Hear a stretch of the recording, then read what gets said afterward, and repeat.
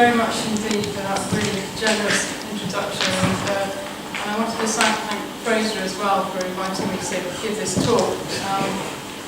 It's something of the graveyard slot after a wonderful day. So I quite honestly thought there wouldn't be anyone here, because I think if it was me, I probably would have gone to bed or something else.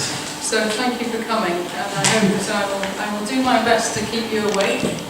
I'm also going to describe a few experiences, because I think telling stories and narratives are sometimes easier to absorb after such a heavy meal than densely technical information, although I will be drawing on some of that as well as we go through.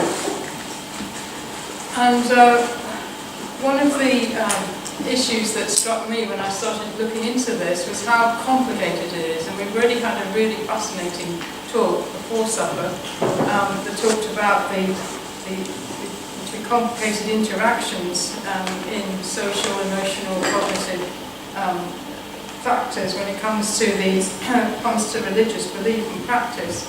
But the evolution of religion is going back deep into history is even more difficult.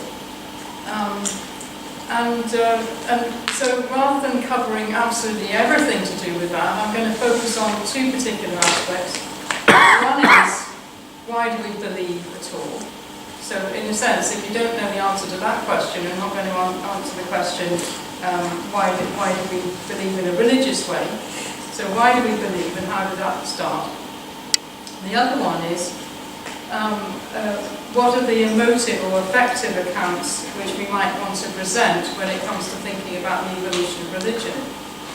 Is it an account of fear, as some evolutionary thinkers think, punishing God, or is it something else?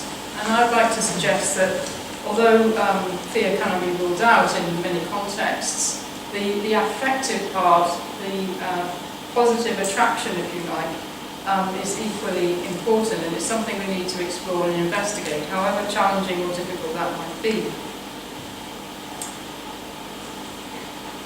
And I want to sort of flag up right from the start the collaboration that I've had for a number of years, since about 2011, with Agustin Fuentes. He's trained as a zoologist, but he's also an anthropologist. And right from the very beginning, or even before my appointment at Notre Dame, we started talking and discussing shared interests. And I still remember the day of my interview at Notre Dame. I met Agustin in his capacity as the director of a research institute designed to support those in the liberal arts at Notre Dame. And instead of talking about that, we went into all sorts of interesting discussions about the possibility of the evolution of religion and how you might investigate it.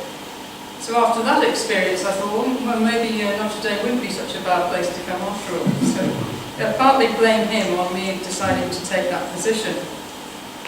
But more seriously, as time went on, we found we had a number of other interesting collaborations together, not least one where Rich Sostis, who's here as well, I don't know if he's here in the audience, there he is, was there at Princeton Princeton Center for Theological Inquiry.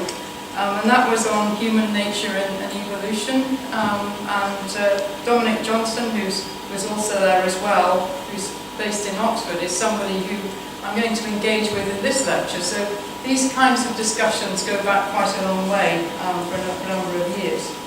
But the question of why we believe is something that Augustine had asked in his Gifford lectures that he presented last year. And I like to think that perhaps I might have had a very small influence in the way he chose to frame those particular lectures.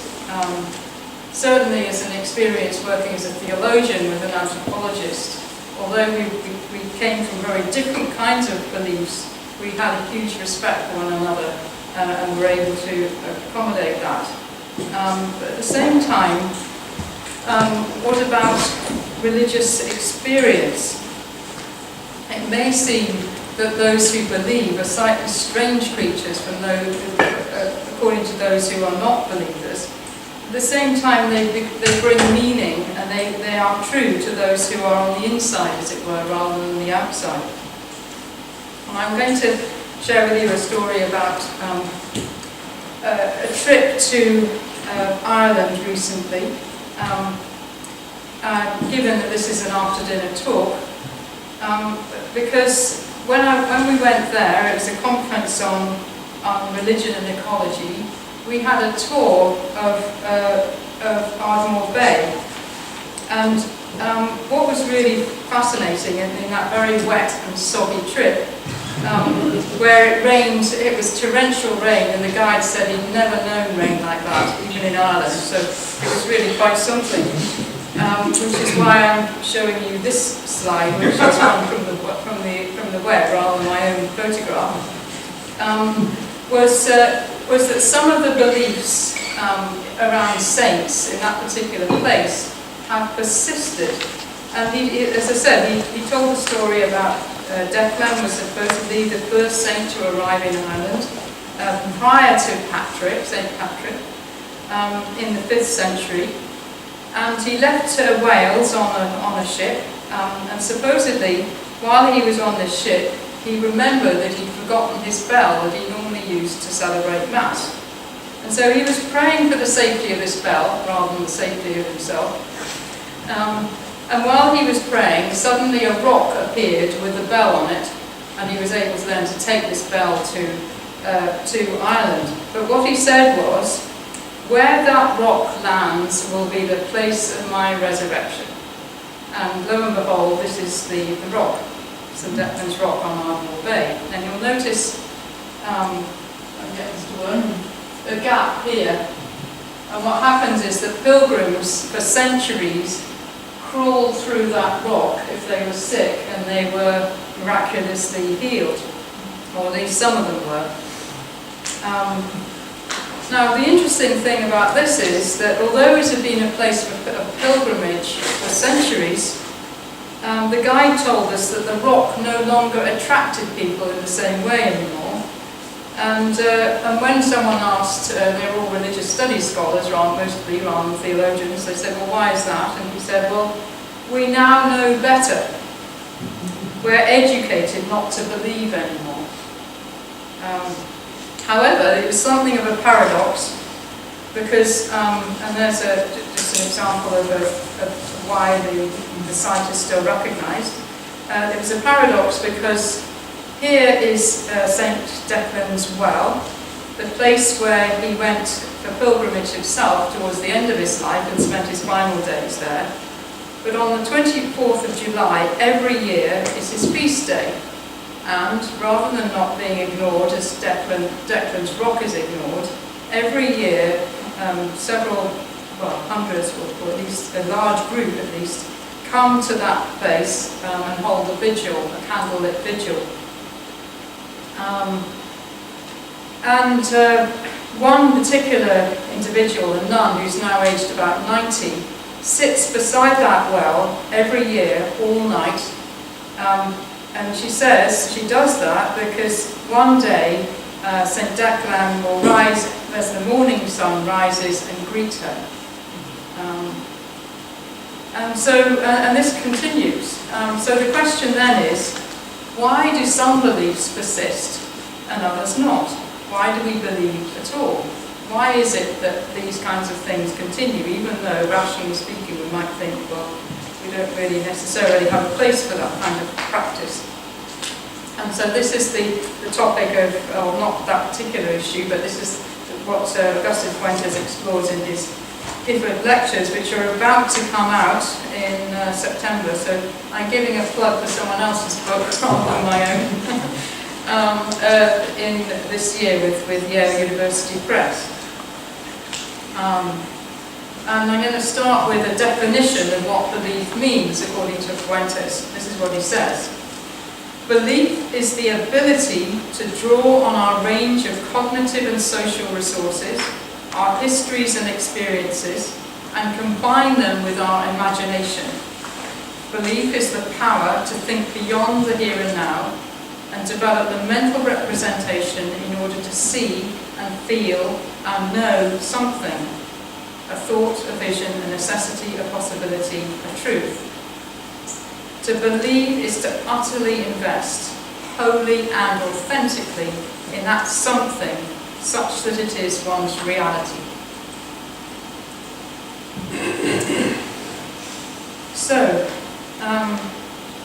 belief then is like an agent in the evolutionary process. It's not just something that's there cognitively, or it's very similar to what we just heard before dinner, that it affects all of us in every aspect of our lives.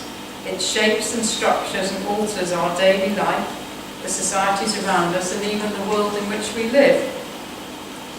It's not then envisaged as a random process, this ability to believe, nor is it envisaged as some sort of divine intervention. Both are simplistic and wrong, and I would agree with Fuentes that he's correct in that assumption. But then how do humans come to believe at all? How is it that we have that capacity? And this is where I prefer to say, how do we have the capacity to believe? So it's not the content of the belief, it's the capacity to believe. And he believes that that capacity, as that quote I've just suggested to you implies, that capacity is tied up with our capacity for imagination, creativity, and dreaming, all those three together. And imaginative capacity also brings meaning, and it may allow us to hope in situations which seem hopeless, like maybe the political situation in the UK at the moment. But it's just as significant as bones, genes, and ecologies. And this is where I find it really fascinating as a theologian, that those aspects of our lives which bring meaning and draw on our imaginative capacities are as significant in evolutionary terms, in terms of the evolution of humanity or the evolution of the human, as all those other things which traditionally form part of the archaeological record. So let's look at some of the different facets in the capacity to believe, because again, it's extremely complex.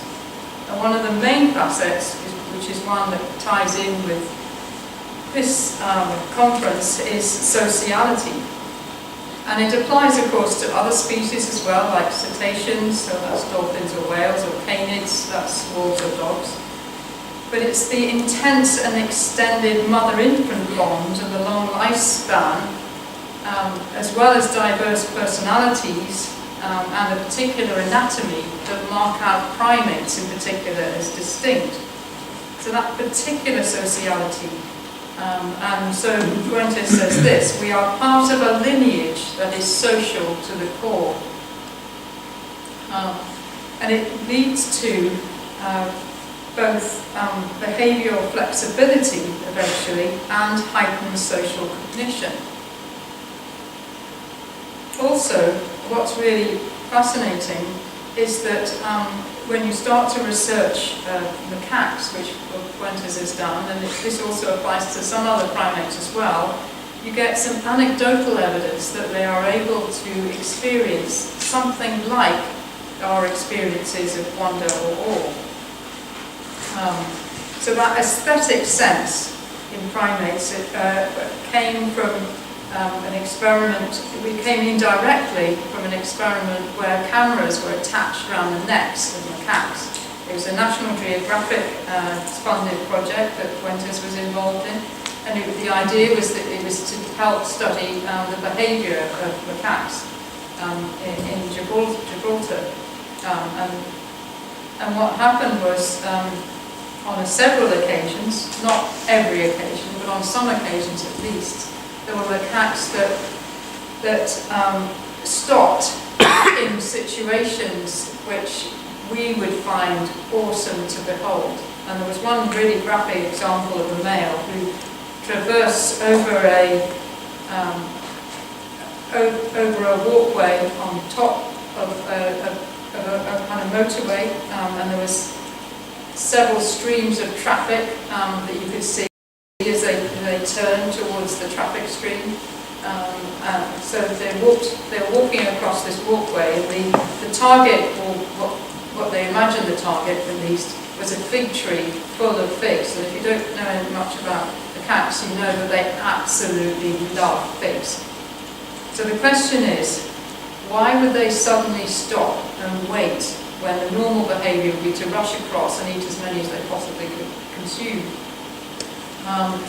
And in this case, the only sort of explanation that had any possible reason was that the view that was taken when they stopped and waited was absolutely stunning. So there was no other real explanation as to why they would wait. In another case, there was a female who stayed on this on the western face of a rock and looked out. And this was in a very busy day when they were foraging and feeding and caring for their young. And then suddenly there was this well, you can only describe it as primate contemplation of some sort. They just waited, and then they turned, and another framing was before them, and basically the observers of this were awestruck themselves when they saw this new frame, and that new frame is one that forms the cover of our book, The Evolution of Wisdom. So really, the credit should go to Celia the macaque rather than to Augustine Fuentes. So thank you, Celia, for taking that and helping us in our book. But Jane Goodall has found other examples of primates, in her case, chimpanzees before waterfalls, and just stopping and looking. Again, these are very anecdotal. I don't think there hasn't been any recorded sign of preferences, so it's sporadic, but it's not random. And I think this is the kind of thing that Franz Sabal found as well. He found these sporadic things, but eventually he did the experiments to show it was there. But you wouldn't necessarily expect it to be as developed as it is in human species. At the same time, in pointing out these lines of continuity, I don't want to give the impression that I think that there was just a continuity with apes from other primates, not least because of the fact that they diverged 8 million years ago from the last common ancestor, between 8 and 10 million years ago. There are distinctive aspects of the human, like the fact that we've moved into bipedal activity from quadrupedal, and that is critical to our own cultures. We have different hand movements, we have different kinds of bodies, we have the possibility of new forms of communion and communication with one another in a way that primates do not. And at the same time, which particular hominins were the ancestors of us is still somewhat ambiguous. So there's a whole cluster of different hominins, and I'm not going to go through all the different examples today, except to say that as far back as Australopithecus, 3 million years ago, Australopithecines here, they started making stone tools, and so certainly Fuentes argues that our human niche also includes the social world just as much as the material world. Terry Deacon says this as well, that the human niche is a great ubiquitous semiotic ecosystem in which we develop. So this idea of a kind of complex ecology in which we gradually unfold. And Fuentes says this again. Our lineage developed from a group of fangless, clawless, naked, bipedal, ape-like hominins to the makers of stone tools, the controllers of fire, and the producers of cave art, and beyond to become constructors of towns, cities, and empires, ultimately becoming the principal force in the global ecosystem. But after a 6 or 7 million year run with great diversity, we are the last hominin left standing. It's an absolutely awesome thought if you start thinking about that.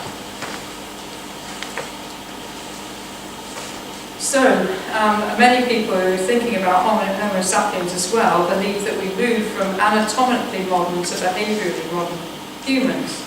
However, that date keeps shifting back. Started off at 100,000 years ago, now it's more like 300,000 years ago. So Fuentes isn't necessarily convinced that that way of framing the problem is very constructive. The idea that we are symbolic has been very dominant in the discussion through Terry Deacon's work with symbolic species. But at the same time, that ability to make or to symbolize is rather more complicated than just arriving in its fully fledged form. So you can use or look at different artifacts in order to track the sort of cognitive shifts that are taking place, and search for as I said, to search for a linchpin or a sudden movement is likely to be misguided.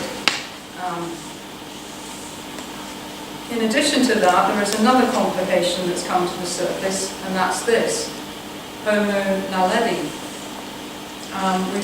They found John Hawkes and Lee Berger were the main scholars involved in this, and they found the remains of these remarkable hominins very, very deep in the Star Cave complex in South Africa, in the Rising Star Cave complex. And what is absolutely astonishing is that these are some of the most intact skeletons that have ever been discovered. And they were buried really down these enormously deep, almost inaccessible shafts. So there's no way that they could have just got there by some sort of accident or somebody dropping them down. They were laid out sort of in an ordered kind of way, extremely well preserved, and very, very deep in this cave. And they were discovered almost by accident. And these hominin species, and again, the discovery of their date was only announced a few years ago. They were thought originally to be about around several million years ago, because they had many of the features of Australopithecines, but also some of the features of Homo sapiens in terms of their anatomy. But they lived between 300,000 and 400,000 years ago, so they were coincidence with Homo sapiens. So Lee Berger makes the suggestion, informally, I don't know whether he's published this, that some of the discoveries that have at some stage been attributed to Homo sapiens may actually have been Homo naledi instead. We don't necessarily know, unless there's particular bones that are around, but even then, if some of them are very analogous to Homo sapiens, it becomes much, much more complicated to tell. So it implies at least a gradual change rather than a sudden cognitive shift. And what's really interesting is that the cranial capacity of Homo naledi is actually quite small. Here we are. Oops. That's Homo naledi there. So it's interesting that they were capable of these deep burials. It's really it sort of blows your mind a bit, because the standard narrative is that our brains have got bigger and bigger, and along come all these more sophisticated capacities, including sensitivity to death and so on. But actually, it's not quite as simple as that anymore. Something maybe needs to change. Again, this graph is one that Mark Kissel developed while he was working on the Human Distinctiveness project with Agustin Fuentes. He's an anthropologist, and he's now got a position himself. But this was the work he did as a postdoctoral fellow. And again, what used to be uniquely human markers go back deep into history. So the earliest bone technology was found about 700,000 years ago. The earliest engraved lines, 650,000, and then earliest blades, and so on. And it seems to come and go. It's not all at once. So this was the line now where we think is the shift between anatomically and cognitively modern humans, but what does that mean anymore when you have all these other things going on? Yeah, so that's where it used to be, and now it's over here, so it's kind of moved. So it's becoming more and more complex, and I'm not going to try and explain what it is, except to say that becoming human is probably far more like a network than a simple linear kind of process. So remarkably similar to what we heard about the brain, something similar is happening, well, not similar, but it's related. Following the very unpromising beginning of early hominins, there was a ratcheting up of change, and certainly the last, from 14,000 years ago, things started to escalate with the exponential changes happening in the last 300 years. So because they've been happening so quickly in our recent history, we tend to think, well, things must have been fairly solid at the beginning, but actually they were far more sporadic than that and rather unusual in terms of what we were able to do. And again, some of those artifacts here, they don't necessarily identify them with particular hominid species, but in many cases they have been identified where they are associated with remains. Stone tools then, dietary expansion, social learning, and enhanced cooperation, as well as a flexible social system, all these things kind of coalesced.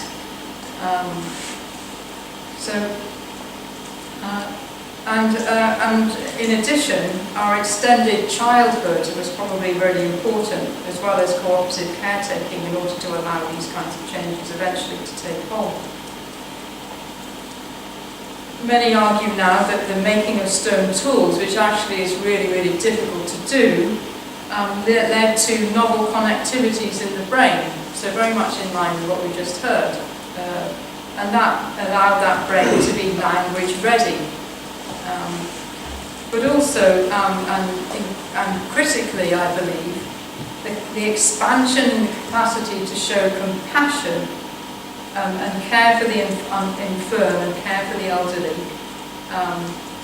also in the long term and not just in the short term, those who were injured, is a critical part of our evolutionary history. So it's not just about stone tools and artifacts, it's also about our ability to care for one another.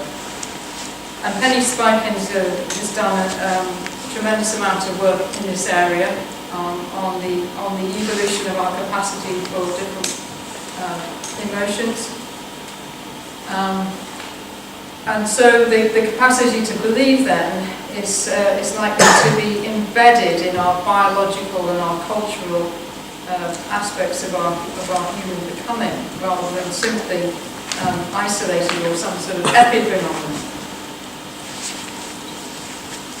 In addition, humans can add the transcendental relations to social interactions, leading to novel and also novel transcendent realities for those involved.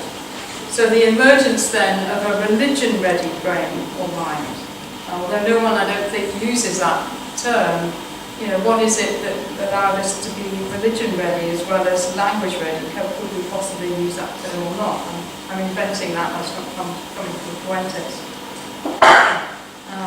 So Fuentes wants to explore why we believe, not what we believe. And I think that means it's more compatible, at least from a theological point of view, because he's not trying to say that what we believe has evolved in a particular way, but try and understand why it is that we believe anything at all. He also thinks that efforts by evolutionary biologists to explain the latter, that is, precisely what we believe, is likely to be misguided. We can track how religious belief could be understood, but the big question is, why did religious belief come to the surface at all? Charles Sanders Peirce, who's done, and I know a number of you have done other work in this area, his trilogy of concepts helps us to unpack some of that complexity. So the symbol and the icon and the index way of thinking about the world means that we can understand that these things didn't happen all at once, but were gradual and sporadic. So an index is about a concrete reality. An icon is where there's some relation with what we're thinking about, whereas symbol has no specific relation. And if we see these as a sort of clustering and emerging, then it makes it clearer really how it could have arisen. Quali-sign, which is the quality of something like the blueness of blue, the blueness of the chairs we see in front of us. Or sin sign, that's the facts which are meaningful for us, such as a wind vane will be a sin sign. Legisigns are just conventions. So all these different trilogy of categories by Peirce is, I think, a good way of trying to unpack how these different things could come into being. And I think nothing that I've said today is incompatible with a theological view of the world. At the same time, evolutionary anthropologists want to explore why humans have the capacity to believe in a religious sense. So, is Homo naledi made in the image of God? I'm not sure that's a fruitful question to ask, but I do think that religious becoming has been a long and tortuous and erratic process, and in that I would agree with Augustine. But at the same time, I want to say that the evolutionary anthropological framing of this problem is one way of understanding meaning and what it means to be human, but not the only way. Theology is something of an alternative. It asks not just where do we come from, but where can God be found? And that's not something that evolutionary anthropologists will deal with in the same kind of way. So it's the experience of God and not just understanding how God could have arisen in the imagination. So not just the creation of gods from imagination, but encounter with God. That's something that theologians are interested in. Evolutionary biologists to date have often been drawn to the idea of big gods. God is watching you, or maybe punishing you if you go wrong. And that, if you like, helps big cooperative societies to develop. But why would such a God be attractive? There must be other facets as well, especially early on in very small communities where that idea of watching you isn't necessarily going to be relevant, because those communities will know perfectly well what everyone else is doing, because they're small enough to tell. And so the point is that the inclination for punishment when the religious frame is used could also be explained by enhanced sensitivity to unfairness. So in those situations where a particular religious framing has led to punitive outcomes in terms of psychological and other tests, might also be explained by sensitivity to unfairness. And I'm citing here some work by Harvey Whitehouse, who's challenged the punishing God hypothesis in some aspects. So certainly, theologically, God is quite capable of being perceived as a punisher, that is to be feared, but also in a primary sense as a giver. So what are those primary emotions then that are associated with this idea of God being a giver? And I would say it's the positive emotion of gratitude. And here I'm going to touch on a collaborative project with Penny Spikins that we've started. And we're fortunate indeed to have Paris Wiseman, who's at the back here, to be one of the postdoctoral research associates with us. So we're well placed to push this forward in the next few years. But the psychology of well-being and so on has taken up this idea of the importance of gratitude, but it hasn't really been explored yet in terms of its evolution. Of course, it is difficult to explore the evolution of gratitude, just as it's difficult to explore the evolution of compassion and some of these other associated emotions, but it's not impossible. There are clues, if you will, in the record that might help us. It's also common across, not just in the Christian tradition, but it's also common across many religious traditions, the importance of gratitude. I'm going to refer to briefly to Thomas Aquinas' view, but that's not to say that it's not possible to look at this from other religious traditions as well. In Aquinas, the virtue of gratitude is allied to justice, and according to him, it's about right relations, and the purpose of thanks is repayment, but it's not in any way a sense of direct repayment that's sufficient for the gift that's been given. So there's a debt of honour rather than the sense that you're paying back, because it's not a payback, but it's some kind of gesture, if you like. It preserves friendship for those who are innocent, but it also helps those who are forgiven. So those who have been forgiven have a huge sense of gratitude. And compassion and gratitude are both related to the virtue of charity. The ability to love one another is conditional on this ability to show gratitude. The second, and let's just say these are very brief, but the second example I want to give is that from Ignatius of Loyola, who's been, what many of you may, I'm sure, know that he was the founder of the Jesuits, which has had an enormous influence across the world. And the focus in the Examen, which he believed was the most important prayer anyone could do every day, was to look back over the day, examination of conscience. And the first thing you did in this Examen is to give thanks to God for the favours received. So the focus was on then positive inner emotions. Humanity is created to praise, reverence and serve God. He says this in a letter to Simon Rodriguez on March the 18th, 1542. He says this: "Ingratitude is one of the things most worthy of detestation before our Creator and Lord. Out of all the sins and evils which can be imagined." So he says that ingratitude is the worst possible sin, which is a failure to recognise the good things, the graces and the gifts received. As such, it is the cause, beginning and origin of all evils and sins.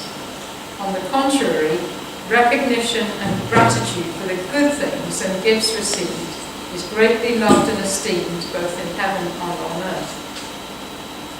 You can't have it much stronger than that in terms of linking gratitude with religion. Tim Gallagher says this: "It would be difficult to express more strongly a sense of the incomparable value of gratitude, that is, in Ignatian thinking. So the primary relationship between God and the believer is that of love, but the primary relationship between the believer and God is gratitude. And that then leads to greater acts of sacrifice and obedience, because you're grateful to the one who's given you everything. And the project that we're going to be doing is to say, where did this capacity show up in the evolutionary record? We need to distinguish it then from reciprocity in primates, but it's certainly not necessarily disconnected to it. And there are a number of different puzzles that we're going to try and tease out. First of all, the inherited cognitive basis of gratitude, and they all need investigating at once, which makes this very difficult to do. where gratitude is situated in biocultural dynamics, what are the selective pressures influencing a capacity for gratitude, and how does gratitude, and this is a tricky one, affect the material record, and what patterns already exist? These are all unknowns, so I'm opening up to you this sense of a huge unknown that we're starting to try and explore.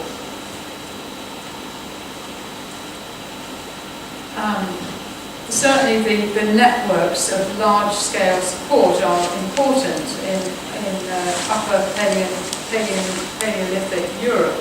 And this is one example of how early this is likely to have gone. 78,000 years ago, these artifacts, the ostrich eggshell and the conus shell bead, and this shell bead piece here, suggest that the networks of gift-giving and the alliances have emerged by this time, and I credit this to Penny Strikings. In fact, all the evolutionary aspects are from here, from her, in the remaining couple of slides. Although the next one is one coming out of my own experience. For 1 year, between 2009 and 10, I was seconded to work with CAPOL, the Catholic Fund for Overseas Development, as it was then called, to develop a project on climate change and climate justice. And one of the things that we did was, or I did, is I went with another colleague to visit the Maasai tribe, who had been given a distillation unit to distill steam coming out of the volcanic rock where they were living, in order to give them pure water, because all their animals were dying and they had no clean water. But after this distillation unit had been established, suddenly pure water was free-flowing. And the first thing that you notice when you meet this community was their intense sense of gratitude, both to us but also to one another. And they gave us gifts as well. So here are some of the gifts that they shared. And their whole lives seemed to be wrapped up in gift giving and gratitude in a very, very palpable sense. So what I'm saying is that it's still very obvious in some of these communities around the world that how important gift giving is. Although articulating that gratitude is something that hasn't necessarily been explored all that much, although we are going to be collaborating with a number of those working in this area in order to find out more. What Spikins believes is that there was a general unspecific gratefulness first, and then gradually gratitude is directed to more specific individuals. So it didn't happen all at once, but there was this gradual change. And this is where it connects a little bit as well with this idea of social bonding that we're going to hear more about from Robin Dunbar tomorrow morning. So a kind of lead-in slide to his talk, although he's not here. But this isn't from him, this is actually from our grant proposal. So don't take any images of this slide. Although we have got the grant, so I suppose certainly this is the late Pliocene here. Chimpanzee kind of relationships, fish infusion models, raw material movements, peer-to-peer reciprocity. Gradually you go into the early Pleistocene, bonds between the whole group, and so on. And then eventually we get to the late Pleistocene, where the socio-emotional structure becomes more complex. So, and it's moving from here that we find the possibility of something like gratitude is likely to occur. So you can, by tracking movements and materials, actually work out whether it's likely to be there or not, because certainly some form of complex socio-emotional grouping is needed before you get the possibility you're going to have gratitude as a way of cementing that. So it's about our emotive lives as well as our cognitive lives. And that again is reinforced by the talk we just heard, so I don't need to necessarily stress that. So just a few working conclusions then, which I'll read out.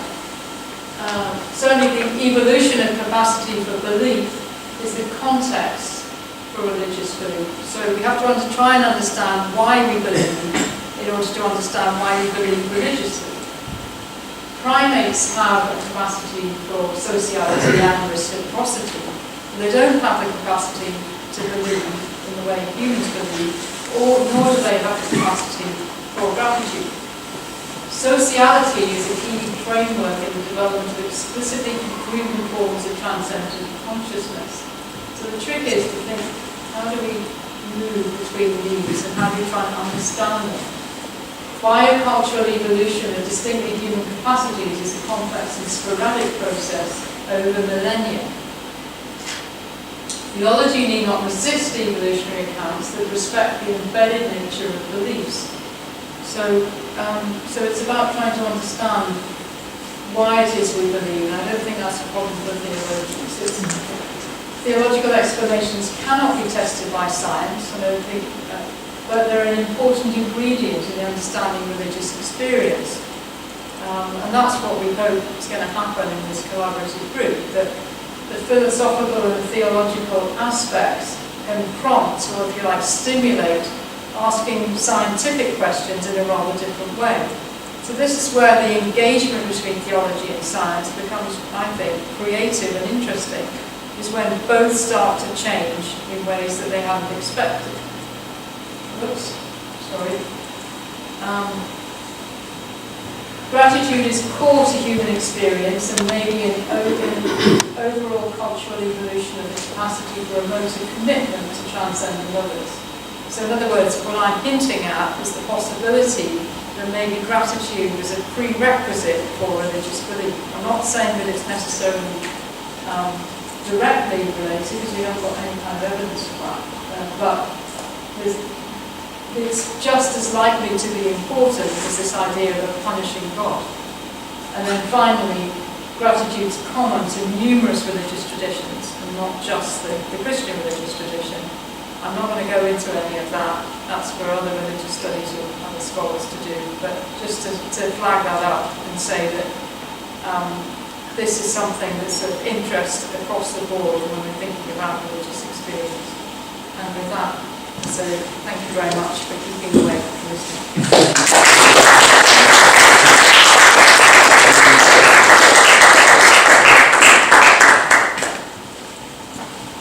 Celia, I presume you will kindly take sort of, up to now 20 minutes of comments, questions. Yeah. Yes. You said that chimpanzees don't feel gratitude. How do we know that? I mean, because normally we would express it linguistically, but when my cat growing up brought us presents of food, how do I know that wasn't expressing some sort of gratitude? Yeah, well, it's reciprocity, I think, is the key. So, but reciprocity is different from internal emotions of gratitude, and I think certainly if you ask someone like Franz Abal, for example, he would be very, very hesitant even talking about justice. So fairness or inequity aversion is very strong. But the point of animal behavioural studies is you don't make statements or conclusions without observational evidence. And I think in the case of cats and other primates, we might feel like they're showing gratitude, but that's a kind of anthropomorphism rather than something that's solid, as it were, based on the evidential basis of what they're doing. I guess people used to make those kinds of comments about animal suffering, and now we wouldn't accept that. So how do you? Yeah, well, this is one of the puzzles that we're going to try and work out, is the distinction between reciprocity and gratitude. And it may well be that we'll find that they're impossible to distinguish. And if they are, then we'll have to revise what we're claiming. But certainly Penny Spikins thinks that gratitude is a uniquely human capacity, and that it only comes when you have different kinds of forms of sociality that allows us to, if you like, abstract the idea of giving thanks and deliberately give that, whereas in the animal world it's much more sort of short-term, instantaneous type reaction. It's the same with compassion. There is a form of compassion in primates that is very short-term. It may be that fleeting examples of reciprocity are you could call them gratitude in inverted commas, or something that's analogous, but it's not going to have the same kinds of movement, as it were, as full-blown. And I think that again, it's about trying to juggle where you draw the lines and what they mean. And it also will depend on your definition of gratitude as well, as to whether, and it's the same with morality too. I mean, I've argued for some time that other animals have a form of morality, but it's not identical to human morality. And this is where the confusion sometimes comes in. So it's how you define what it is will affect which species or how what that is. But with the hominin case, it becomes more complex, because you find these movements of gradually expanding groups of people where the potential for cementing those relationships over the long term and over distances, it becomes more and more significant then to have this more sustained sense of compassion and gratitude. But again, this is very, very new. We haven't started it yet. We're going to explore that interrelation. We're also very interested in exploring what's happening in other primate societies as well, although we're not going to be doing that research in the pilot project. It will form part of the wider, bigger project that we hope to get funding for. So we're not ignoring that. It's just our hypothesis at least is that it's very distinct in the human species in when you get to a certain level of complexity. And we go back to that earlier diagram and see what. I wonder if you might be looking at the relationship with narcissism, because narcissism is something that inhibits forgiveness, and also some people would say the defining characteristic of narcissism is a sense of entitlement, which is antithetical to gratitude. Yeah. And you can get narcissistic individuals, but it seems to me that also you can get narcissistic communities from which, yes, almost by definition, gratitude is absent. Yeah. And I wondered if you had any thoughts about the conditions for the flourishing of gratitude in the community versus the absence of gratitude. Yeah, well, I mean, I've taken a bit of a risk by telling you about something that hasn't started yet, which is probably an understatement, because it connects so well with this idea of the social brain. We haven't even begun to think about, the blocks to what gratitude might look like, and how we would even do the research on that. It may also come later in the process as well. So in other words, one of the things we probably want to do is look at hunter-gatherer societies and their patterns of social life and see whether there are any narcissistic tendencies there or not, or what.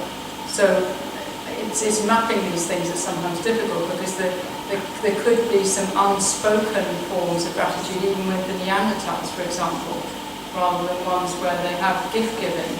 So there might be other ways of expressing it, rather like Bethany has just suggested for animals. Maybe there's a gift-giving is something which happens in our species, but maybe in the Neanderthals they had a different way of doing it. So you cannot rule it out with Neanderthals. So it becomes really difficult when you're not. That importance of detecting freeloaders is kind of resonating with me as well, but that Yes. might also be an important part. Yes, yeah, that's right. I mean, I've actually been writing myself on the evolution of different vices, including selfishness, anger, and some of the other things, and how that connects with theological thinking. the next book I want to, and doing after that will include gratitude, but it'll also look at some of those other, we might call more enhanced emotions. So it's considering the blocks, I think, is important before you even start tackling this. But as I said, we haven't begun yet. We're still trying to frame the pilot project, and we will have several consultations with a range of different scientists and theologians and philosophers to try and see, well, what are the other big questions that we might try and tackle, and maybe that can be part of one. Yeah. Firstly, I want to express my gratitude to you for giving the talk. And secondly, you mentioned earlier on what effect gratitude might have on the physical record, and I may have misunderstood. Are you going to, in advance, try and think about how it might have effect on the physical record and then look for that? Or are you going to see, okay, this is how gratitude has affected the physical record, which way around are you looking at? Okay, I think we're going to be looking at material science rather than necessarily presupposing what it might look like. So we're going to be open to, it's the same with we call the other project I did with Augustine Pointers, the evolution of wisdom. Now, whether it's wisdom or not, or symbolism, is a moot point really, but something complex was happening in cognitive capacity that allowed those particular groups or individuals to make certain instruments and so on that couldn't have happened unless there was a fairly complex set of interrelationships, and so it was inferred rather than direct. So these are always inferred. So for example, I'll give you an example of what Spikins has done with compassion, which is a little bit more solid now. I mean, it's bound to be fairly speculative, but in that case, you can find bones of individuals that had excessive vitamin A content. And the bones actually showed evidence of this disease, and the disease meant that they were completely incapacitated and had to be looked after by someone else. Now the question is, why on earth did they do that when, basically would hold up their own survival? The only reason must have been because of some kind of compassion was there. So it's things like that. You try and find sort of traces or clues that will imply, rather than necessarily, I mean, you're never going to be 100% sure. It's always, to some extent, speculative, but it helps to create a narrative that's still backed up by some empirical evidence rather than just speculating out of the blue. And that's what the most you can do, but to ignore it altogether and just stick to the bones and not think about the moral or the emotional or the worlds within which these hominins live, I think is even more distorting as to what may have happened.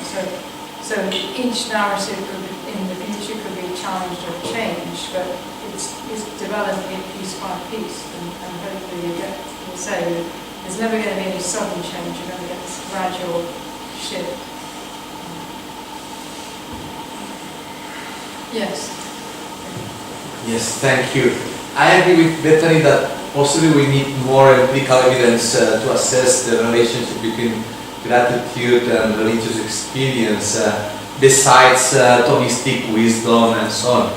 But my question regards the point 5 in your conclusion list, theology needs not resist evolutionary accounts for etc. etc. So I'm quite concerned about how theology can make place or can benefit from the results of evolutionary study of religion.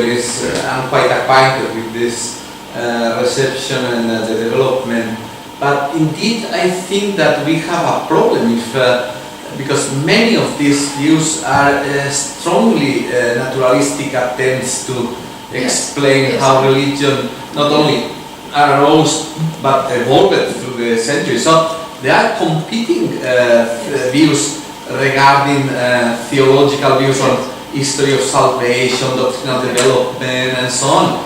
And as competing paradigms, it's not easy to converge, collaborate, dialogue, because if they are able to provide a quite complete understanding of this evolution, it seems that the theological understanding is a little bit redundant and we can do without.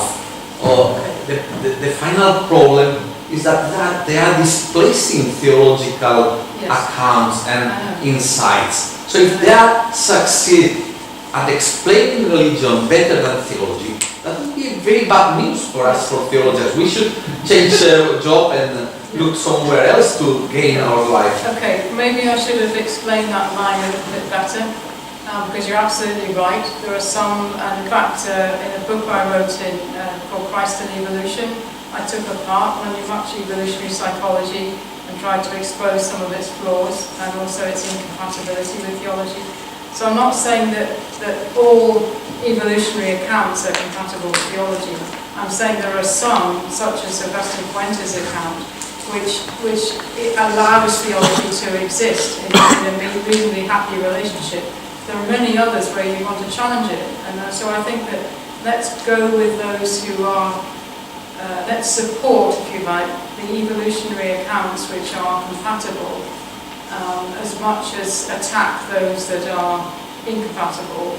Because I think I think Augustine Fuentes would agree with me that attempts to explain the content of religious belief is not convincing. So in other words, there's a scientific doubts about whether they really work. So, and I gave an example from some of Harvey Whitehouse's work where he exposed the problem with this idea of a punishing God. So the alternative explanation for the finding that religious crimes then lead to people having punishing thoughts was that actually they were sensitive to injustice rather than necessarily anything to do with religious sense. So what I'm saying is that let's look at the evidence again and maybe try and think of a different way of thinking about evolutionary explanations of religion that are at least compatible with theology. So it's about making sure that we still have a voice in those discussions rather than discount it. So that means taking, religious experience from the inside, as it were, seriously, and not dismissing this idea of encounters, which I've tried to stress out at the beginning, that theologically the relationship with God is an encounter rather than just a product of one's imagination. And I think this is probably where I would diverge as well with Augustine Fuentes. So there's no way that he would ever imply in his work that a direct encounter with God was somehow an evolutionary sound explanatory tool for why religion has emerged.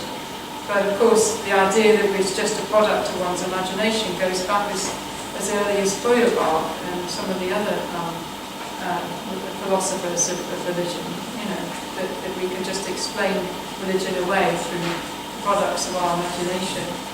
So I think we have to try we have to agree to differ on that, but there are other aspects where we can work together. So there's certainly areas of incompatibility, and I wouldn't want to give the impression that I thought it was all seamless or, there are 10 areas of tension, and we have to navigate those.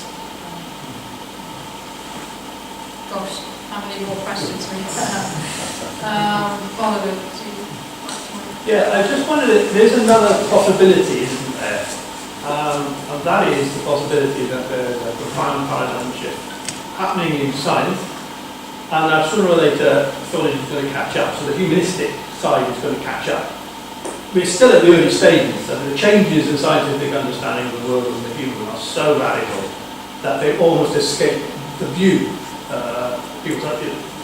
They almost outside sort of a line of sight of humanistic type thinkers. But if a paradigm change is going to happen, similar to something that happened 300 or 400 years ago, then you can approach it in a slightly different way. Instead of trying to fit theology into evolution, you can ask whether, let's say, primary evolutionary theory, does that in some way illumine traditional Christian belief, for instance?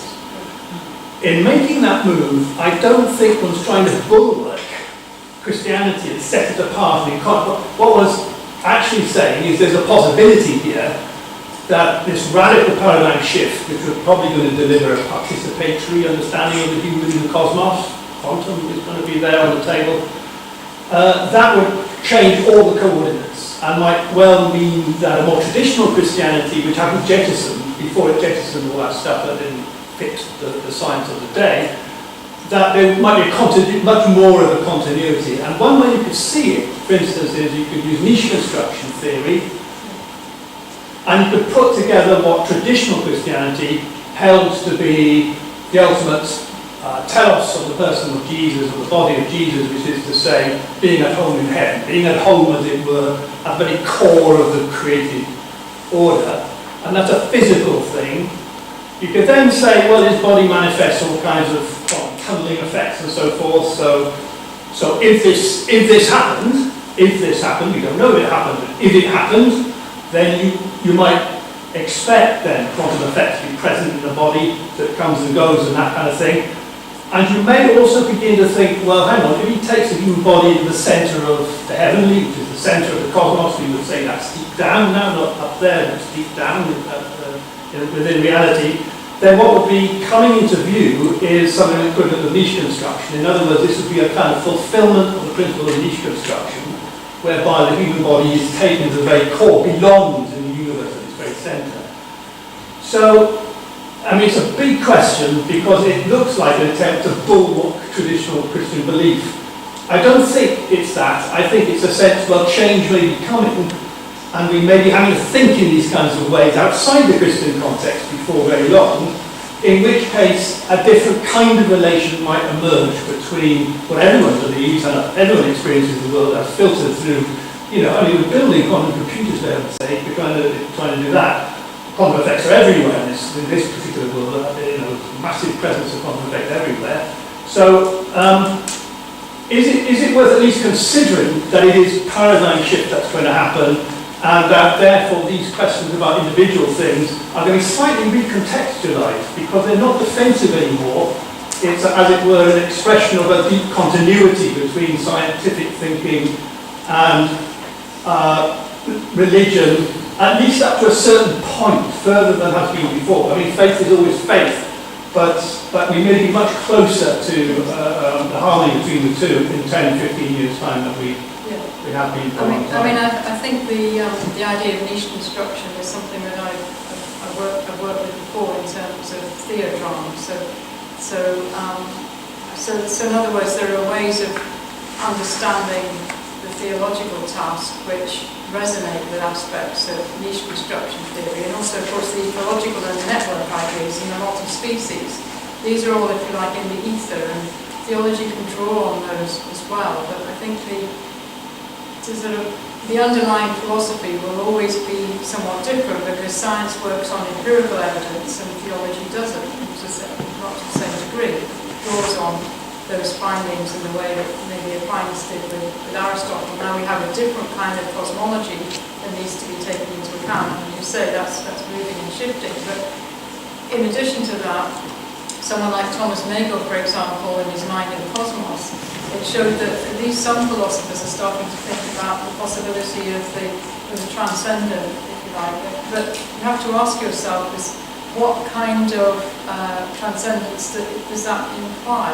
Is it the God that we really know, or is it somehow something else? And I don't think I think that's an open question, because I think that form of, you might call transcendent naturalism, is intriguing, but I think it's ambiguous in terms of its fruitfulness for theology. So I don't yet know where I stand on that, because I don't think it's been properly developed or unravelled yet by those who are working in this field, which are trying to push different kinds of philosophy, naturalistic philosophies, which are more open to the transcendent.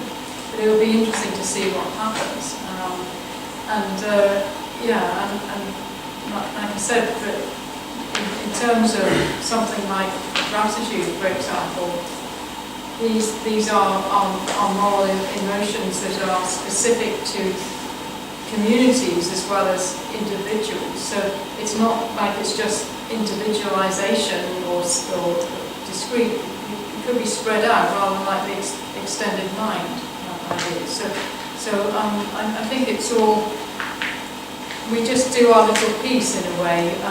You know, we try and think about the big picture, but there's also these other little pieces that we're trying to chip away at and find ways of collaborating, as well as perhaps ways of aligning ourselves with one aspect of the scientific debate rather than others, because there's always going to be a debate within the sciences. And so it's about where we position ourselves as theologians and being self-conscious about that, so being prepared to challenge where it's due, but not challenge in an unnecessary way. So I think the difficulty, as Mary Midgley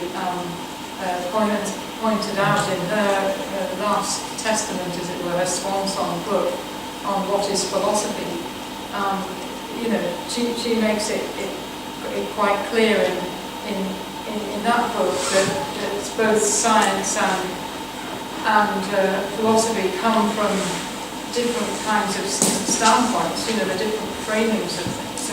So I think we have to sort of be aware of that and what that implies as well. So I'm not giving you a very satisfactory answer because it's too late tonight for me to think about clearly, but I do think that we have to keep on trying at least. I remember reading once a rather good book by Adrian Plass, which was situated in a sort of spring harvest-like event where people kept on getting into very good theological discussions in the laundrette or something like that, at which point an organiser would come up and tell them they had to stop because it's time to go on to the next thing. And in the same spirit, I think we probably ought to stop now. It's just about 9:30. Nobody's fallen asleep at all. It's been wonderful. Thank you very much indeed.